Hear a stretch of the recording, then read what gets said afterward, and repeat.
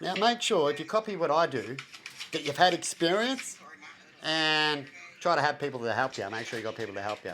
It's pretty much like going down the river, right? You might be good at it, but it's still good to have some backup, right? People to watch you.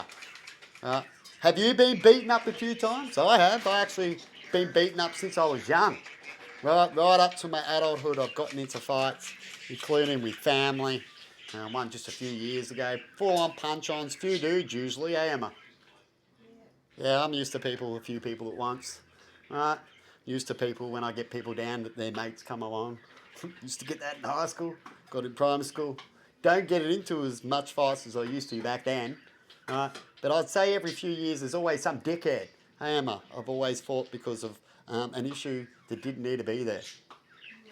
It wasn't an ego thing from my behalf of starting a fight.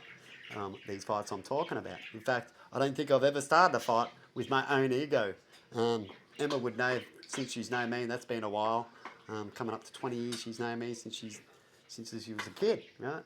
As I was neighbours with her a few years before we got to know each other even more. And have I ever started a fight with ego? Like I'm a tough man, I just want to beat these people up because I'm just not feeling good and they said something to me? No. Stopped doing that by the end of primary school, right?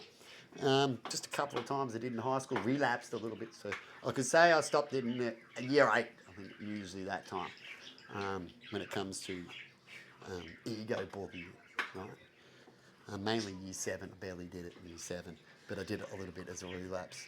As I knew I shouldn't have been doing things I learnt from year 6 and from the few years before then, from all the classes and extra things and help out in psychology, as they say. And then I relapsed, and then I copped it a little bit more because I know better, right? But then I went through another course and stuff when it comes to psychology and teachers, people coming to see me and pull me out of class and going on camps and stuff like that. If I'm rewarded, if I'm good, and when I'm not good, I missed out on things. Right? That's the way they psychology try to teach you by showing you points of what you can miss out on. Some people started going, oh, that's not fair. If I'm good, then why don't I get to go? But in this program, the goodest people got to go as well. And that's just how it runs. And the middle people, well, you know about the middle factor. They just got to truck on. There's nothing wrong and get over it kind of thing. You know what I mean? Until you get to one of those areas, isn't it? Otherwise, your life's good. You don't need it. Not everyone needs what everyone gets. You know what I mean? So have a good one. And are you ready on things that you do? Right? I mean, and a lot of these fights, I didn't even typically win. No one really won in some of them. Oh yeah, but definitely with fights with family and your family. Right? But we all just got beaten up. Right? So that's called a draw. Right? And then apologies afterwards of who was actually stupid.